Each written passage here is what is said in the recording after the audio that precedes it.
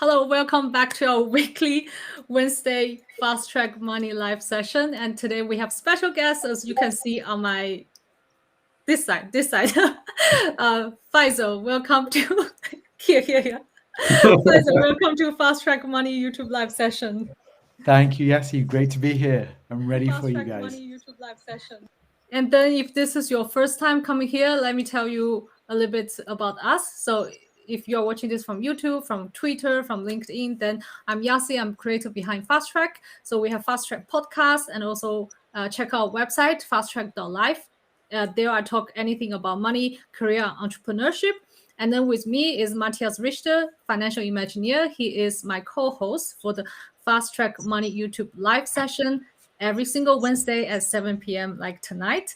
And he is the creator behind Financial Imagineer. With his personal experiences from the banking world, from wealth management, he shares his wisdom on how to manage money, helping you imagineer your life financially, using money as a tool to fulfill your dreams. And we together create a course called Fast Track Money Course because we want to help young professionals like you to master the money skill and that pave a way to a success in the future or have more freedom in life in general. And today with us, we are very honored to have Faisal with us. Faisal is the Wake Up Mentor, and Faisal is the 10x person who is also on my podcast in the past. And then we talk a lot about, your mindset and also talking about his personal finance journey. And he has a lot of experience with investment, real estate investments. And today we are going to ask him all the do's and don'ts about real estate investment. Also, Matthias, he also shared in the past, he has multiple properties in different countries. So I think we have two brilliant minds here. Ask all the questions you want to ask, audience, in the chat function, and we will see it, we will answer it. And if you are watching this replay, comment as well. We will answer your questions later on when you see them. Okay, so welcome to the YouTube live session, Faisal. Hey, thanks, Yassi. I'm glad to be here. Real estate, something it's really it's been my biggest money maker over the last 20 years. So I'm always excited to talk about it. Maybe I would like to, on behalf of the audience, I would like to ask you, can you give us a little bit story about yourself, why you started real estate, how did you get into it, what triggers you to invest in real estate instead of something else at the beginning? Yeah, I mean, real estate. I got into it when I first started working. I got out of university. I got my first job, and my parents had already drilled in me real estate, buy your property. So it was kind of like I'd been kind of brainwashed, if you want, but in a positive way. And so the easiest thing for me was as a student, I knew what students wanted and I saw what landlords were offering. So that was an easy market to enter immediately. So the first purchase was a student house, and literally I bought that with my first 2 or 3 months of salary that came in from my job. Wow, is that in London? That was in London. Yeah, that was in the UK. Yeah, I just got my first few months of salary, and yeah, maybe it was a little bit more, but yeah, put it aside and tried to get on the real estate machine, which was really great. But did you try to find a mentor or get to know how to invest, where to invest, or that you want to invest in real estate and you just go for it? Yeah, for me, real estate, when I joined, it was in 2001 where I bought the first property. So it's literally 20 years ago. And there was no mentors back then. I mean, I didn't know what to do and I didn't know where to look. So really, it was kind of really basic. It was a case of I have this much budget, I have this much money. What's the maximum rent I can get? And I didn't go by square meters. I just went with feeling. And I'll give you a rock solid example. I had £120,000. I went half in with my brother, my younger brother. We had £120,000 worth of budget, and we were like, what can we get? And we saw 2 or 3 bedrooms, and I was just like, what's the maximum amount of bedrooms we can get? And that's where, I mean, you couldn't search like today. So literally, it was like knowing the streets, and the streets were. You really need to know the streets, because I realized back then that if you bought on this street or this street, you can get a completely different profitability. Mm-hmm. Then I want to ask Matthias, what's your approach when you started buying your first home? I think I was very tempted to compare it with SimCity, you know, like the computer game where you create and build a city. And I played that a lot when I was a teenager. And one day when we were in Taiwan, my wife is from Taiwan, so we were looking at properties there. I don't know why we started to look at properties. It was just people trying to sell houses, right? And then sooner or later, we just entered one of these sales rooms. And it was quite interesting to see all these things from SimCity, like, oh, we have a high-speed rail. We will have a subway coming here. We will refurbish this park. And I say, hey, wait, that's all good, right? So in the next 5 to 10 years, this will become a much better place. So it clicked somehow. And then the other thing was, my first property we bought in Taiwan, and back then compared to Zurich or Switzerland, it was just much more affordable for what you can get for the money.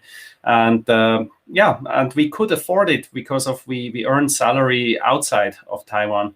So back there, I think it was just this playing SimCity and knowing like what may happen and having seen it before happening in the simulation that triggered me to go ahead with that first purchase.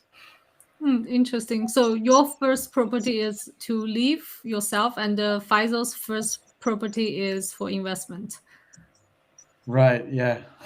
But it's great. Why not? You know, I mean, the idea is to invest in property, to get started in property. And how did it go with your first investment? For me, oh my goodness. I mean, we bought a house that was really, it needed renovating from head to toe. And what I did was, as we were about to buy, I got laid off. So I got made redundant from my company. Just as the mortgage completed, my company said, it was a Silicon Valley company, said, yeah, we're closing down the UK office. I was like, okay. And I had to get this house going. So I was all on my own, ordered the carpets, ordered great new furniture, built it all myself. And the thing was that, I don't know if your student houses in Switzerland or wherever you guys lived, but in the UK, the student houses, they have basic carpet, horrible beds, horrible everything. And then when you have several students in the house, nobody wants to put their name on the electricity bill on the thing. So I knew that. So what I did was, and it was really by feeling, really, let's put nice thick carpets like you have in your home, because in England we like carpets. Let's have a nice kitchen with nice appliances. And I put all these things in there, and then I advertised it as all inclusive, all bills are included, and that was unheard of. So when the students came to visit, for example, the rental agencies told me, for this bedroom house, for 5 bedrooms, the maximum you can rent for is £1,000 per month. That's the ceiling. I threw everything in, and I put the rent at 1,350.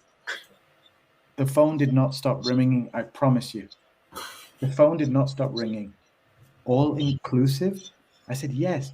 There is internet there? Yes, there is internet in there. High speed internet. Nobody had this. I bought a secondhand Sony, nice big screen TV. What year was that? What year was it? 2001. Okay, good. The TVs were still square. I remember it was a 29-inch TV at the time, which was large at the time.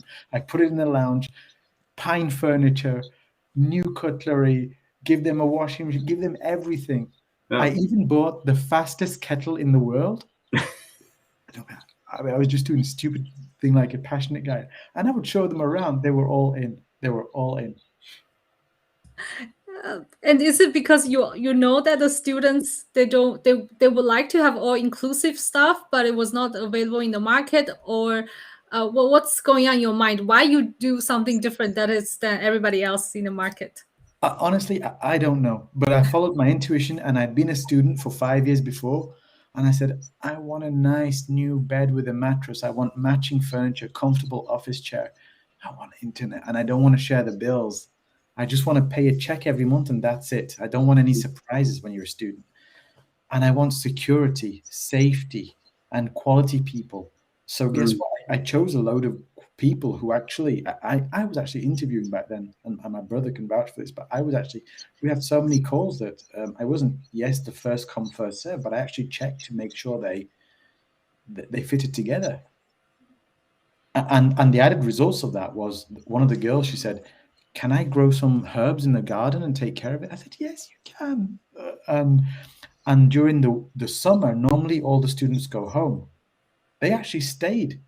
So my revenue model was that in the summer it won't be rented out, but they actually stayed during the summer and they renewed their lease for the next year as well. So it was really, but it was just from knowing what the student wants because I was a student. I think most of the time it's really the best way to start a product or service is you yourself is the customer. Right.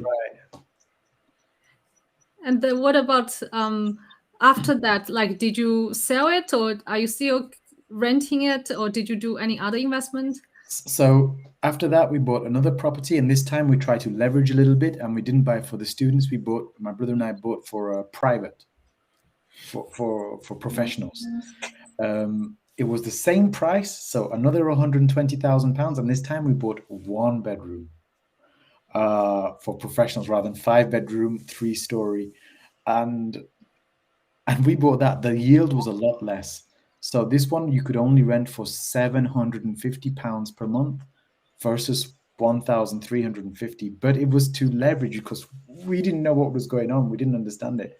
And that's kind of the biggest mistake, because at the time I was thinking, what's the worst that can happen? And I thought to myself, the university shuts down, nobody rents the house, and we lose the house. But I knew back then that the university campus was growing, and that I didn't know this, but now I realize that during recession, everybody goes into education. During boom, everybody goes into education. So if I knew all that information back then, I would have just bought all the houses on the street. Literally. Monopoly. I would have exactly, or Sim City. Yeah. Yeah, that's what I would have done, and but I didn't know that, so we made some mistakes there. We said, okay, let's leverage, and then I moved to Switzerland in 2002. So then they just went on autopilot. They ran, and like everything, guys, when you neglect something, when your eye is not on the ball, it runs, but it's not optimized. In 2015, I realized 15 years later that we were charging the same rents we were charging in 2001. Wow. You are a very good landlord. 15 years. 15 years, the rent had not moved because I goes off the ball. You need to, every year, you need to be on the game. And that's what I say. The market moves. You need to be agile, you need to know about what's going on. But my one was on my career, my tech career, and my finance and tech career. So yeah. And then, of course, the rent becomes cheap. So what happens when the rent becomes cheap? You attract the wrong people. So guess what happened? We had the agency who was taking care of it had the wrong kind of people in there, and they kind of ruined the house. So in 2015, we refurbished the house, and before we were selling it, we just had a valuation. It was £220,000 to sell this house. I went there and I literally finished my job on a Friday, flew to the UK, Saturday, Sunday shopping in the Hornbach or the DIY shop, whatever you want to do it, having builders there. And I did that every week almost for like 2 months. Put the house on the market with a new set of tenants, and the house sold for 275,000. So by spending 10,000 to 15,000 on renovation costs, we sold it for about 50,000 more. And we sold it because the tax laws in the UK were changing. So foreign landlords would get taxed differently, and there was all sorts. And it was really, so we're like, okay, so let's sell it now. Cash in our chips of SimCity, because yes will know, and let's look for the next one. Yeah. Well, Wow. And looking back, besides the, you're not paying attention to the rent and attracting the wrong tenant, what are some of the mistakes you have made you would like to avoid in the future? Well, the very house, you can actually, this is public record in the UK. That very house is worth 400,000 today. In 6 years, it's gone up. So I wish I'd never sold it. Hmm. So selling was the biggest mistake. However, and yes, even if the tax regulation changes, even after you pay the taxes, it's a win. But and this is my limiting beliefs told me no, avoid taxes. My parents told me avoid all these things. Actually, sometimes it's okay. That's one mistake, selling. And the other one was not keeping my eye on the ball to make sure, how can you maximize the profits? Today, I would give them, some people taught me, give them VIP garbage collection. It's another whatever pounds or small thing, but give them some extra services. For rental property investment, what are the other ways to increase, not increase the rent, but make sure that your rental yield is as high as possible, and then to get good tenants? Do you have anything to share? So I'm taught, because I'm part of the 10x community with Grant Cardone, and he teaches spend 5% of your efforts in reducing your costs, spend 95% of your efforts in increasing your revenue. That's one thing he teaches that I learned only a couple of years ago, by the way. So, but if I apply this, my technique would have been different. I would have said, okay, I'm going to spend 5% of my energy each month to change the mortgage company, the internet company, maybe the electricity company, and all this, just to quickly check. That would increase my yield for sure. And then see what else do the people need? What's new on the market? What can I give? So can I renovate the apartment? Can I now, over the summer holidays when it's quiet, can I give them a high-end kitchen? Because people will pay. There is always a clientele. I have a luxury house there. There is always a client there. Foreign students who come in. And that's what I thought. I thought I always had a price cap somewhere, but I realized I should have kept pushing and pushing to go for a higher end crowd, a nicer quality kitchen, a nicer quality bathroom. So that's what I would do, really. Because they all say location, location, location. What do you think how important is the location of the real estate investment? So I absolutely believe in that. Location, location, location, absolutely.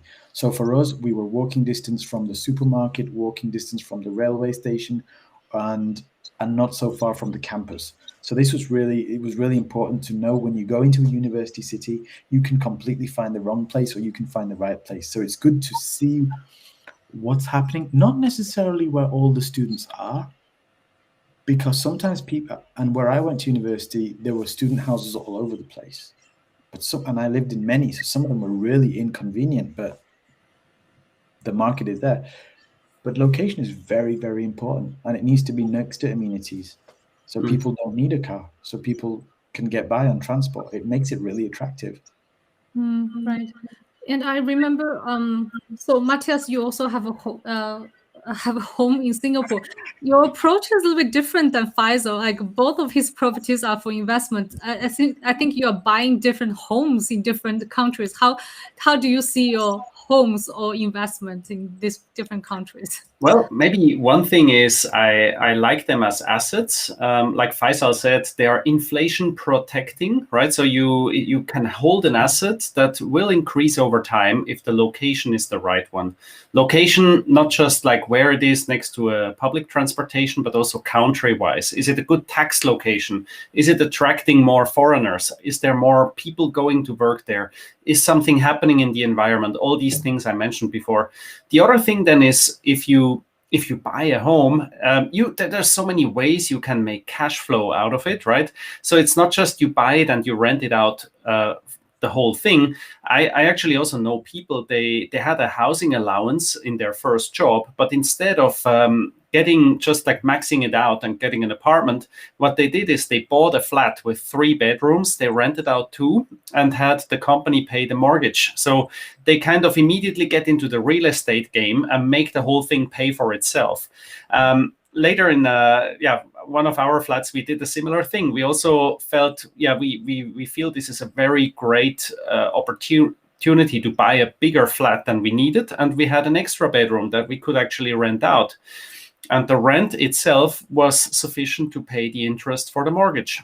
And therefore, this is like an approach. Some people call it live for free. Of course, you have your capital that is bound, but on the other side, if you are on the right track and real estate prices go up, you will have more and more and more collateral at the bank. And as time goes by, you have like a home equity line of credit, a standby line, so to say, which you can draw against, right? So it's in a way like a bond, a fixed income product that is going up in value, protects you from inflation, and gives you also the opportunity, if you want to change and move somewhere, to actually move the place where you want to be. And if and when you see, like Faisal said, rental prices, they adjust. So in Singapore, of course, sometimes prices go down, they go up. In Switzerland, it's different. You're kind of locked and you have to adjust your rents on an inflation index. In Taiwan, rental yield is very, very low, so it's not really interesting to rent out a flat there.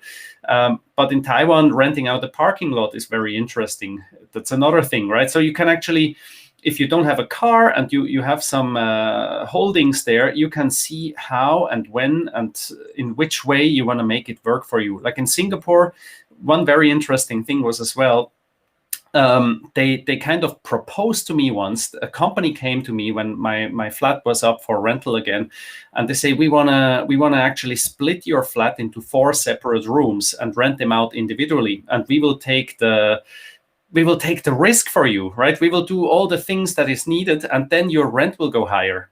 And then I felt, maybe still not. I would like to know who is in there, but there's even companies who do that for landlords, right? And then I would have had to commit like 5 years with them. They would have refurbished my flat and made like a hotel out of it in a way.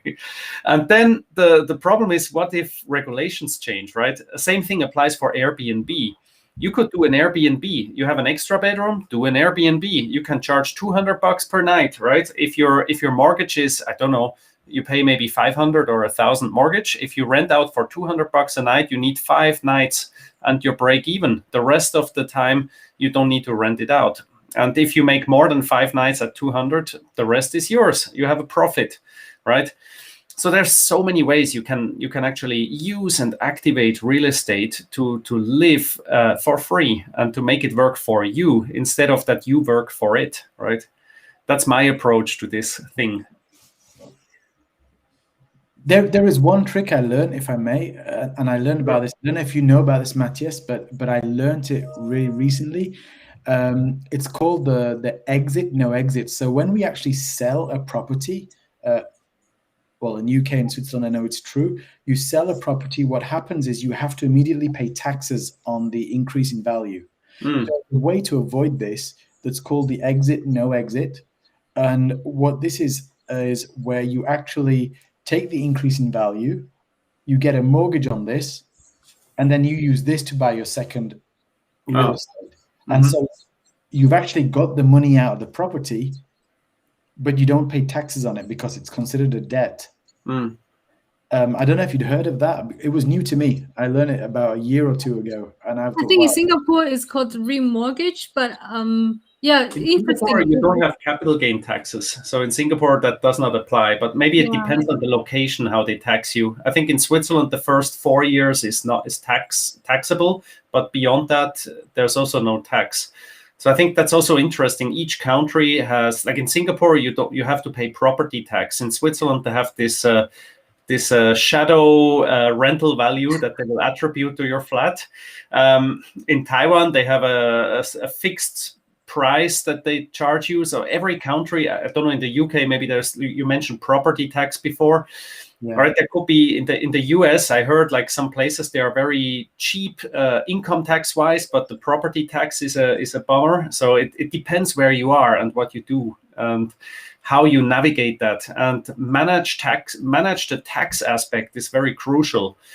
Because what you just said is also, some people do that with their portfolios. So if you are in a jurisdiction that will charge you capital gain taxes, and you have a retirement portfolio and you need cash, most people think of, oh, I need to liquidate some assets. But let's say you have 4 million of invested shares. So it's now a special example, of course. Sorry for the high number. I just make it come through. So you have this huge portfolio and you need 100,000 cash. You don't have to sell your shares. You simply borrow 100K against your portfolio. Even the portfolio drops by half, you're still very, very safe, right? And you will not trigger the income taxes, the capital gain taxes with that. Okay. And in case one day you have some liquidity event or something else happens and you have cash, which is maybe not so much taxed, then you pay back your loan and you recharge your gun, right? So next time you need cash, you do the same thing again. So you can mitigate the tax effect. And that's not something like avoiding tax. It's managing the tax aspect of managing wealth. Okay. Yeah. What is the next? What is the next investment ideas do you have, Faisal, with your real estate investment? Oh, for real estate, Florida. Yeah. I'm going in on Florida. I'm trying to literally get there because I cannot. I was supposed to buy a property last November there, but I need to have an LLC there. I need to be there I can do it all remotely, but buying a property, I really need to see it physically. It's one of my non-negotiables. I need to touch it, to feel it, to visit it. I can't. That's real estate, right? Real. It's real estate for a reason. I have enough on the stock market that is a bit virtual, and I need to meet the people that I'm doing business with as well. So I know I need a post box in the US. I need a tax ID. I need an LLC. And I haven't been able to fly there yet to buy something, but Florida for sure. It's going to go crazy. It's already gone crazy. Why? Like, explain to us why Florida? Why it's going crazy? Because people the weather's amazing, and Florida and Texas, as far as I know from what the experts that I learned from, are like 0 state taxes. So people are flooding into Texas and into Florida.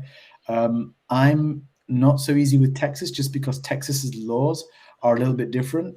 For example, if you buy a really nice villa in Texas, you can actually have a strip joint that's built next to it. You can have a gas station that's built on the other side. There is no regulation on this. You can do what you want.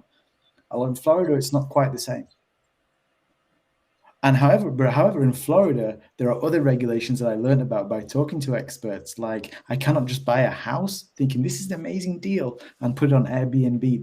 There is regulations on short-term rentals in certain parts of Florida, Matt. Yes, exactly.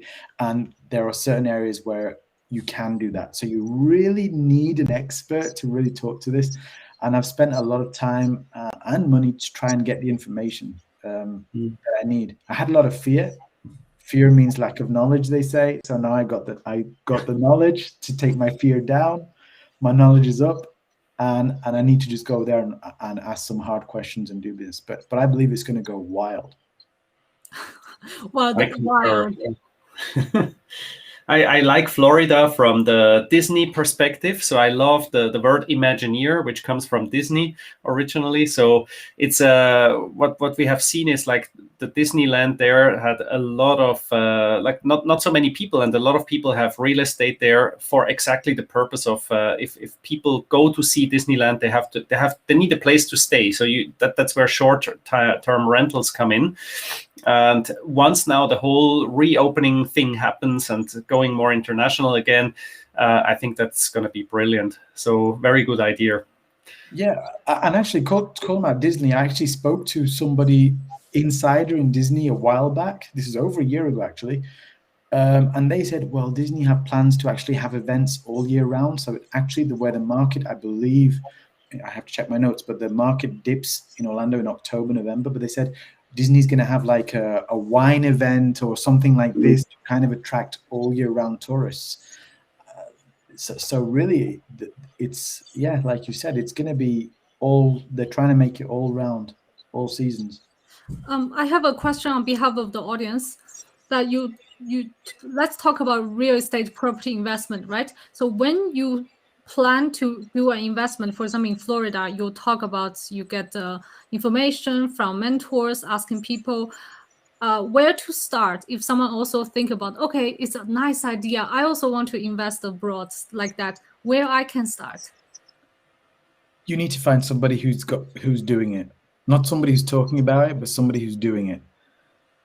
I can advise people on buying in the UK and buying on Switzerland. I can do that, but buying in the USA or Florida, I haven't done it yet. Until I've done it and realized, oh my God, there was this surprise charge or fee, or like you can with Taiwan, right, Matthias? If I'm going to buy in Taiwan, I'm going to contact you. You need to find somebody who's doing it, and somebody who's not got a vested interest to sell you something, but somebody who's really doing it. Like how to find those people? Well, I'll give you an example. I wanted to buy, when I wanted to buy in Florida, every real estate agent that I spoke to was an American guy. And they're like, yeah, absolutely. We can do that. Let's do it. Let's do it. And I'm thinking they just want to sell. So I watched a TV program on the UK, which was about British people moving to Florida. And some people had bought, and they bought a holiday home. I found these people on Facebook, and I contacted them, and then they told me the agents that they dealt with over there, and they were also British people who'd left the UK and moved to Florida 20 years ago and become a tax guy, a real estate agent. So I called them up. I had 30 minutes of a phone call, an hour for free, without them wanting to sell anything. And they say, hi, pleased to help you. So in England, you have this. Over in the USA, they have this. And it was in a language that I could understand without selling me. So I would say talk to people who are doing it. Correct. Also, maybe I want to add, if you think about investing abroad, get familiar maybe first with real estate as such before you just make this big jump to invest abroad. Number two, tax laws, like we mentioned, inheritance laws, super important. You have to know what happens if something happens to you. Number three, understand also currency and capital controls. So I know people who invested in real estate in countries that suddenly closed the borders for capital to go out again, right? So there could be certain restrictions, or you buy in a country where the currency suddenly starts to depreciate a lot versus your home currency. So maybe number-wise, your flat seems to go up in value, but purchasing power-wise, it's going to go down the drain. So be aware a little bit of these macroeconomic factors. And of course, there could be reasons like if it's simply a no-brainer, it's so cheap for you, then why not, right? But the bigger the investment gets, the more you have to do due diligence, not to screw it up. Like Faisal just said, an LLC, right? You have to see if there is some structuring necessary for you that make this deal actually better off instead of you buying it as a person. Right. And that's really important, actually, Matthias, because the exchange rate with the dollar, the US economics, they're printing money like crazy. I think they're going to print what, 40% of their entire economy in the last 2 years, or something crazy. Something like that, yeah. 40% of the every single dollar bill in circulation has been printed in the last 2 years. I mean, it's something crazy like that. So that means that it's going to be worth less. So maybe your property is going from $100,000. The value is now $140,000. But when you convert that back into your home currency, well, it's also interesting. And that's a great point, Matthias. That's where another point of real estate comes in. If you have leverage, right? Leverage means you take a mortgage. So for that, again, if you invest abroad, you have to check another thing, which is, are you eligible as a foreigner to get a mortgage in that country? And if yes, what kind of proof of like wealth you have to show? Why would the bank give that foreigner a mortgage if he can fly off and that's it, right? So there is a lot of things on that side. However, if you get the mortgage, you are aligned with the central bank that is printing the money, right? Because you also are indebted. And if the more they print, the better for you, because your mortgage is nominal and is in that currency that is being printed while the other thing goes up. So you can actually get a very high gearing on that, whatever investment it is in real estate terms. So that's another beautiful part of real estate. it's usually the one thing most people get in connection with leverage the first time in their lives. It can be something very scary, because markets sometimes go down as well, right? So leverage is something you have to understand. Where is the bottom line? What is a margin call? What could happen if the house price dumps? Like, where is the bottom line for you? What kind of risk can you stomach? But if it is applied wisely and well, it is an enhancer of your wealth going forward, for sure. And you can also tax deduct a lot of your debt and debt interest and other things in many locations, which makes the whole thing even more profitable. I recently watched many videos from Market Watch and how people retire. Basically, many of those, they literally retire based on smart real estate property investment. But the beauty of that in the US is that you can do 3.5% down payment, and it's not realistic in Switzerland. Oh my God! Here, the down payment, what is it, 20%? Yeah, I think minimum 25% for investment property, and it's not so viable compared to other countries. No. All right. Do we have other questions from the guest? We don't see many questions here, but if you have any specific questions, you can also DM Faisal. He is on Instagram, Wake Up Mentor, or you can DM Matt, Financial Imagineer. Also, he's on Twitter, FI _. Imagineer. Yep. Yeah, if you have questions to me, feel free to leave it in the comment section, or you can also send me a message on the website fasttrack.life. We have a form there. I hope you enjoyed today's session. Hopefully, Faisal, Matt, both the personal experiences from the investment side, from the financial side, can give you some insights. If you are interested really to build up wealth through investment or leverage and want to learn more about it, of course, we have this fast track money course that we teach you as a beginner's level, and then the next level we are going to go deeper to the investment. We're going to talk about all kinds of stuff, and stay tuned. And if you like what Faisal is doing, 10x life, 10x mindset, follow him on Instagram, follow him on LinkedIn, and all the links can be found in the description on YouTube. And thank you so much for being here, Faisal. You're welcome. Great to be with you, Matthias. I'll have to connect with you offline to talk to about other property opportunities. Sure. Welcome. Yeah, absolutely. And thank you so much for being here. Yeah. Thank you. And thank you for the audience. Please like this channel, subscribe, and share it with your friends. And in the next episodes, we're going to have a special guest, Spark Toyota, the biggest personal finance influencer in the German-speaking region. And we're going to talk about how he fast-tracked his wealth building to more than 1 million within a few years. And then we are going to have Julian, mental six-pack, dialing from Germany, how your emotions can affect your relationship with money. And then also we will have Richard Shelley, how he started a fund at the age of 12. It's going to be very interesting. So stay tuned and follow us, and see you next week. Thank you. Bye, guys.